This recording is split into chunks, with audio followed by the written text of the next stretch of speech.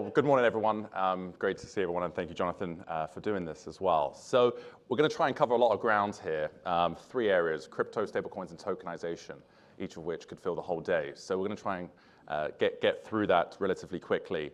I think maybe focusing on the crypto side, maybe just to give a preamble of the question. I think over the last few years, we've seen different ways of regulating by enforcement, regulating by rulemaking, such as Sub 121, and then there's been regulation by what we've termed implication, the softer, but I think equally as pernicious mechanisms of government to potentially rule-make. So maybe on that element of debanking, which I think has been a great example, you've testified several times around debanking. I think there's still a debate. Did debanking even exist? What was it, and what's changed? So first, thank you very much for having me here today. It's great to be here, and really appreciate getting the chance to see some old friends last night at the dinner. I will never forget walking into Bitcoin Miami back in April 2022. Bitcoin prices, I think, were like 42,000 around that time, and I was the general counsel of a company called Bitfury, and I just really appreciate the warm welcome that I received down there, just meeting everybody. It was just such a welcoming environment, so I really appreciate it. So debanking. So debanking is real, okay? It has occurred in the past to any number of lawful business activities.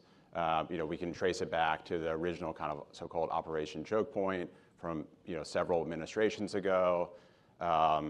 It's occurred not just to crypto individuals on a personal level as well as a corporate level. It's applied to other lawful business activities over time. So it is a real phenomenon. As recently as last week, I was hearing stories of individuals or corporate accounts that were being basically given kind of the Heisman. No, thank you. Like, we don't want your business here. So that's an issue. As you noted, I have testified on this a couple years ago to Congress. So I won't kind of belabor the points I made there. I think they're all accurate, and I certainly stand by them. We at the OCC are now trying to make a change in that.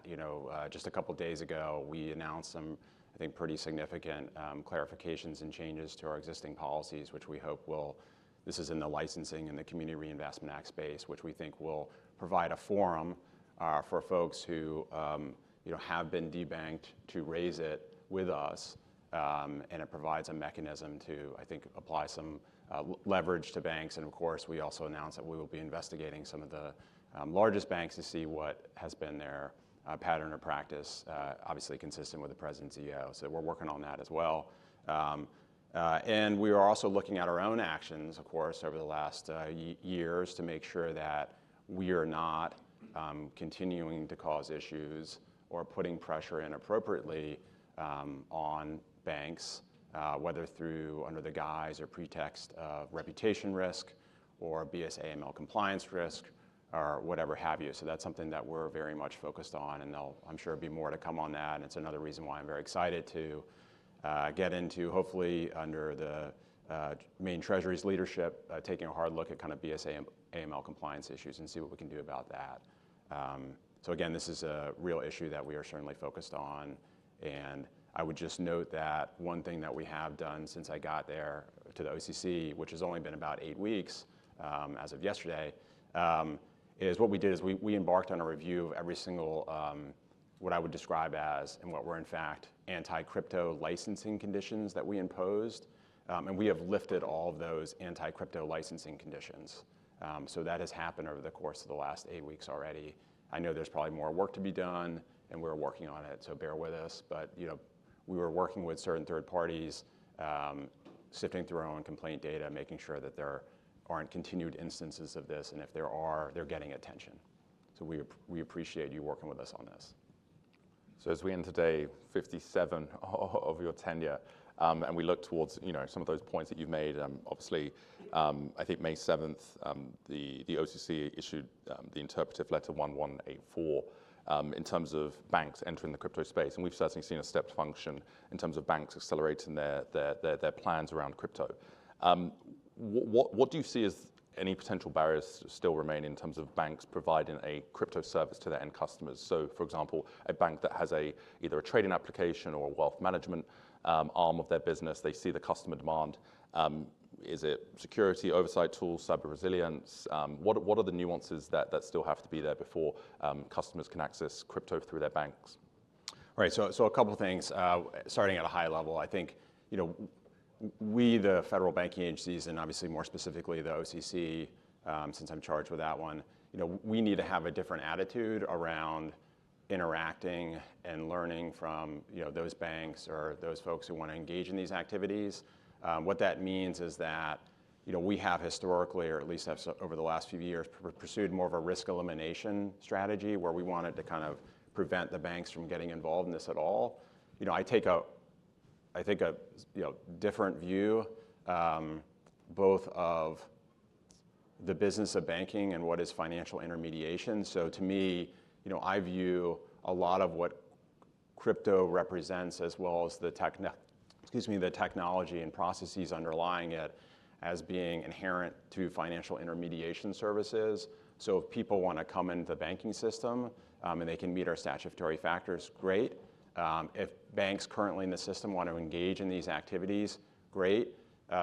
We need to make sure they do it in a safe and sound manner. But the attitude has changed, right? Or I hope to ensure that the attitude has changed, which means that rather than saying that, look, it's too hard, we can't figure out ways in which we're going to permit this stuff to be done in a safe and sound manner, we're going to take a step back at the OCC. We're going to work much more closely with those who are interested in doing these activities, and we're going to chart a path to ensure you can do it in a safe and sound manner, right? So these are legally permissible activities, and so it is incumbent upon us as regulators not to throw up our hands and say, oh, this is too hard, or there are all these imagined or real novel risks associated with it, but rather we're going to chart a path together to do it in a safe and sound manner, because that is our obligation as supervisors and regulators when you're engaged in legally permissible activities. So high level, so more narrowly or more specific, I mean, obviously when a bank wants to engage in a new activity, they've got to make sure they have kind of the infrastructure necessary to support it. One of the things that I am concerned about is that, as we've seen in other areas that involve, say, new technologies or new products and services, that there can sometimes be a scenario in which we have a bit of a two-tier system. And I would liken that to what we saw with things like certain derivatives products, where you create a scenario, or regulators might accidentally or intentionally create a scenario in which only the very largest players can engage in the activity. Because only the very largest, this is how the logic goes, only the very largest players have the massive balance sheet capacity or the sophistication of risk management to engage into it. So he creates this two-tier system, right, where yes, these are legally permissible activities, but only kind of the mega banks can do it. So I think that's, I mean, I understand that perspective, but I think that's a problem in the sense that I want to make sure that for those banks that want to engage in some of these activities, that all of them can do it, notwithstanding their size. From the smallest of community banks, as long as they understand the risks and are managing the risks, to the largest of the mega banks, right? So I don't want to create this two-tier system where only certain privileged members of the banking system can engage in the activity, but others can't. And that has happened in the past in certain areas. And so I think it's really important that we kind of work with the industry who knows it best, and we learn from you all to figure out a path forward again, so that we can do these things in a safe and sound manner in ways that are accessible to all banks if they are interested in doing it. There are obviously interesting aspects of crypto activities, including, for example, irreversibility of transactions, which is something that in some cases is new for banks in dealing, and that banks are going to have to think about the implications of that, but we're here to work with them to figure out the implications, not to say, this is too hard to do, there's no way you can do this in a safe and sound manner, and therefore just can't do it. So we have a different attitude, and so making sure that attitude is kind of conveyed and starts actually percolating out to all of our examiners and all the other folks within the agency who are working on it. I think that's one of the things we really need to focus on. Excellent. So a pillar of effectively an equal playing filled for all. And I think what's also refreshing is kind of not viewing the world in a zero sum, right? You can be innovative, but also not lose safety and soundness, right? And it's creating those rules around that so that you're not, innovation doesn't mean losing some of the principles. Yeah, and I mean, to point you're raising there, I mean, I don't view, I mean, obviously we want to be and should be technology agnostic in our regulations and supervision, recognizing that there could be certain risks presented with new technologies that need to be specifically addressed.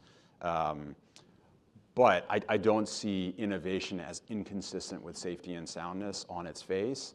In fact, I think one of the challenges that we may have in various parts of the banking system is that, or has been, a failure to recognize larger changes in markets, consumer demand, and technologies, and the failure to innovate is itself a potential risk to the banking system, individual banks. I mean, one of the things I've been worried about for a long time now is what seems to be perhaps a trend in the possibility of decreasing relevance of the banking system as a primary source of financial intermediation in U.S. markets. We've obviously always had a large presence of non-banks, capital markets funded activities, which is terrific and a sign of the dynamism of our system. But it's my job to ensure that the national banking system remains relevant over time, because I think it has been one of the crown jewels of the American financial services system. Thank you. Innovation is key to it remaining that way. And the OCC has long been had the role of interpreting kind of the evolving nature of banking over time. Excellent. So maybe switching gears a little bit to stablecoins. I know that we were talking earlier about the OCC now has an X account. And if you look at X today, the topic du jour is, for example, hyperliquid stablecoin USDH. And we obviously now live in a post-Genius world. Now that the Genius has passed, what are the key priorities, timelines that you can share with regards to the implementation of Genius? Right. So thank you. First off, obviously the OCC, I think in general, and I certainly specifically am really excited about the Genius Act's passage. I was actually had the privilege of attending the signing ceremony, which was really a lot of fun. I had never been to a signing ceremony before, so it was terrific. The Genius Act actually, as you know, it expands the OCC's remit with respect to federal payment stablecoin issuers and foreign issuers, and charges us with within 1 year, so July 2026, we've got to produce our regulations on that, and we will very much need input from the public, from you all. One of the things that I'm so excited about on the Genius Act is that it actually kind of harkens back to the early history of the OCC and the Comptroller of the currency, and the original kind of vision of then President Lincoln and his Treasury Secretary, Salmon Chase, which was, of course, the OCC was there to, in part, ensure that the notes that various banks were issuing were of consistent value. And of course, there's some resonance there under the Genius Act with us being responsible for designing, at least for a subset of stablecoin issuers, a reserve framework, consistent obviously with the statutory factors that Congress has given us, that likewise ensures the consistency of value of stablecoins, regardless of the issuer. So very excited about that. We've had working groups, I think even before the law was actually enacted, kind of thinking about this and so forth. So it's going to be a big process, a really big undertaking. I think that we have obviously the public comment process is going to be critical. I think that we have the resources we need to develop the framework. We're going to be working extremely closely with Maine Treasury, obviously, to deal with kind of key aspects of the law. We're sensitive to concerns that some have raised about deposit flight from the banking system.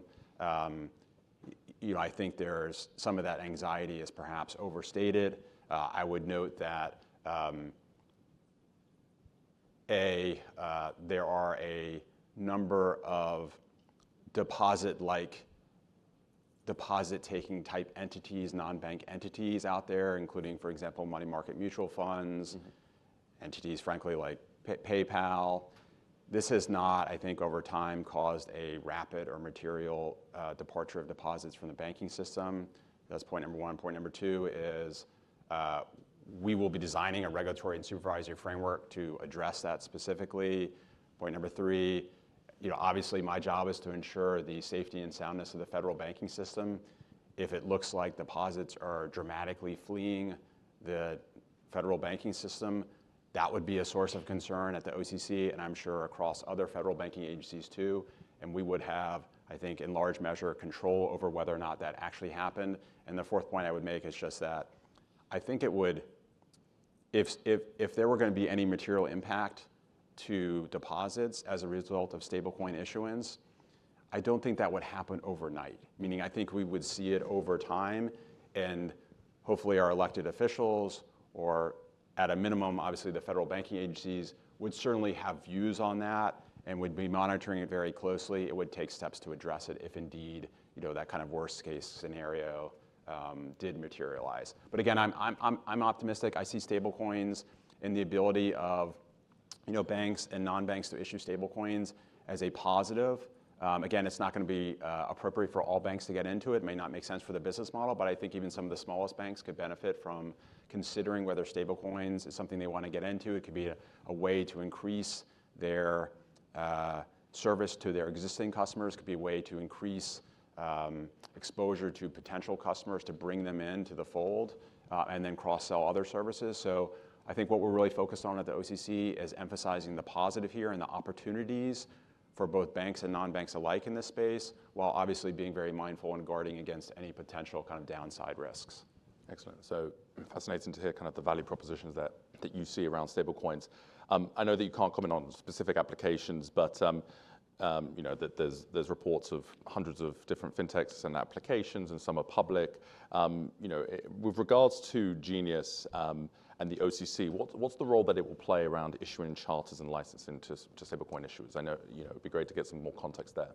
Yeah, sure. So we are responsible for licensing a subset of stablecoin issuers. These are the federal payments stablecoin issuers, certain large state issuers, and foreign issuers. Yep. And so reflecting that kind of role, as well as just generally the important role to the OCC and to the federal banking system as a whole of our chartering function. Just yesterday, I elevated that function within the OCC. The OCC front page of its website says we charter, we regulate, and we supervise, right? So that chartering function is one of our most strategically important functions because we're the gatekeeper to the federal banking system. And so that the person who leads that and who's ably led it for many years is now reporting directly to me, which gives me kind of greater visibility into what's going on in that area, and ensures that when we make decisions on the licensing side, whether it's for bank charters or for, in the future, stablecoin issuers, we were doing it intentionally at the senior most level of the agency, because we recognize, and I certainly recognize, the responsibility of being a good steward of the federal banking system as a whole, and acknowledge that licensing function does play a very important gatekeeper role. But we're very excited. I think many of us at the agency are very excited about, again, that new remit of authority, and so we'll be obviously applying these standards, whether the statutory factors set in the Genius Act for stablecoin issuers, or for national banks, the statutory factors set in the National Bank Act, for those who are interested in getting a charter from us or getting a license. Excellent. So maybe taking one last turn around tokenization, big topic, and obviously, it's been interesting to see different governmental agencies putting, for example, data on chain. Maybe just talking about tokenization and what it means. I think maybe just to set the scene a little bit, the way that Genius is effectively written is stablecoins are effectively non-yield bearing, and other elements can be yield bearing. Specifically, for example, tokenized deposits or tokenized treasuries. What role do you see for those tokenized assets in the banking system? What is the value proposition? Why is it interesting, and how do you think about that space? Right. So I view, and thus the OCC views, tokenization as definitely an interesting process. We recognize it could have useful application for both assets and liabilities. Some of its use cases potentially are reducing kind of reducing kind of intraday credit risk, increasing liquidity. The ability to build in kind of smart contract features into assets or liabilities that are tokenized. There are obviously risks associated with that. If you talk about, for example, tokenized deposits, you've got to deal with things around just the protection of personally identifiable information. You want to make sure that security is good, make sure people are confident in their ability if that's the way. But I think there are a lot of opportunities there. You think about just for custody too, and tokenization of assets in custody. It could facilitate, for example, collateral usage in swaps activities. So I think there are a lot of applications here, and my sense is that there are a number of banks that have been for a while now investigating how they can again reduce certain inefficiencies, which ultimately benefit the customer and the financial services system. So we've got a lot of work to do just from a learning perspective, I think, at the OCC, but we're eager to engage with you all and certainly work with the banks that are interested in tokenizing assets. And again, I think I read a statistic the other day. It's something like 7 billion of assets already, like money funds are tokenized. We've seen it in repos and private funds. So I don't think this is going away. We recognize this is a real trend. And it's our job to get up to speed on it and make sure that we are ensuring that can be done in a safe and sound manner. Yeah, and I think that guidance will help us move from what has frankly been experimentation or innovation arms of banks into something I think really tangible and unlocking a huge amount of value. Maybe final question. I mean, what would you encourage industry participants to do when engaging with the OCC, or anything that you would like to ask from industry? Yeah, no. So here I'll echo Hester, who's obviously done a terrific job leading in so many of these areas for so long now. Please engage with us early and often. We really need your help. We have not in all cases taken advantage of the opportunities we had over the last few years to learn. But I do believe that there are a number of people at the OCC who really are engaged and do know quite a bit about all the different aspects of both the technology to the specific asset classes that are developing. But we really need help. And so we welcome your input and need it. So please don't be shy about engaging with us early and often. That's it. Well, thank you, Jonathan, and your team's effort. Thank you very much. Thank you.